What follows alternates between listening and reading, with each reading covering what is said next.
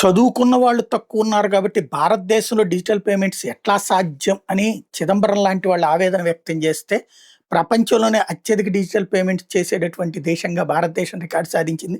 మన సమీపంలో మరొక దేశం ఏది లేనంతటి స్థాయిలో జరుగుతుంది. చివరికి రూ. 2, రూ. 3 కూడా ఆన్‌లైన్ పేమెంట్ గూగుల్ పేలు చేస్తున్నటువంటి రోజులు. టోటల్‌గా పేమెంట్ సిస్టమ్స్‌లో ఈ డిజిటల్ పేమెంట్ సిస్టమ్స్‌లో 2025 లెక్క చూస్తే Visa 257 billion, UPI 228 billion, Union Pay 220 billion, Alipay 210 billion చైనాదనమాట.